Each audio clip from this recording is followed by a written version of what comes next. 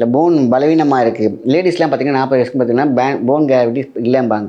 Phone வந்து பார்த்தீங்கன்னா இந்த உளுத்து போச்சுங்கிற மாதிரி சொல்லுவாங்க. எனக்கு வந்து எல்லாமே பார்த்தீங்கன்னா இன்சைட் சொல்லுவாங்க. இது ப்ராப்ளம் அதை பார்த்தா சியாட்டிக்காங்கிற ஒரு பிரச்சனையே வரும். போன் உள்ளார என்னாகும், அதோடைய வலு இழக்கும் பொழுது அது கேப் கிடைக்கும். கேப்பில் வந்து நரம்பு மாட்டிச்சா சியாட்டிக்கா.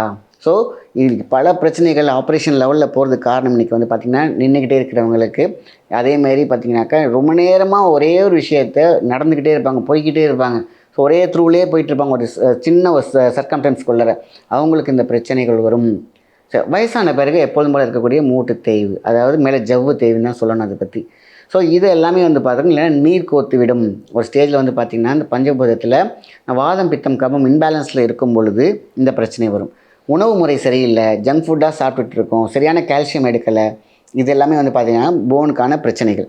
ஸோ இதெல்லாம் தீர்வு அப்படின்னு பார்த்தீங்கன்னாக்கா ஒரே ஒரு கஞ்சி, உளுந்தங்கஞ்சி. உளுந்தங்கஞ்சி ஆணாக இருக்கட்டும் பெண்ணாக இருக்கட்டும், யாரெல்லாம் உளுந்தங்கஞ்சி உளுந்தங்களி இதெல்லாம் அந்த காலத்தில் அவ்வளோ ஸ்ட்ராங்காக இருந்தாங்க. எவ்வளோ பெரிய வாள் எடுத்து சுழட்டியிருக்காங்க, எவ்வளோ பெரிய விஷயத்தை தள்ளி கொண்டு போயிருக்காங்க. காரணம் என்னென்னா அவங்க கையில் கூடிய வலு மற்றும் பலம், நரம்பு பலமும் இருக்கும், அதேமாதிரி எலும்பு பலமும் இருக்கும். ஸோ கால்சியம் வந்து பார்த்திங்கனாக்கா ஓவராகவும் இருக்கக்கூடாது, அதே மாதிரி இல்லாமல் இருக்கக்கூடாது. இந்த உளுந்தங்கஞ்சி அதை பேலன்ஸ் பண்ணும். சார் நான் இட்லி சாப்பிட்றேன், தோசை சாப்பிட்றேன், அதில் வந்து உளுந்து இருக்கும்ல, அதெல்லாம் பத்தாது.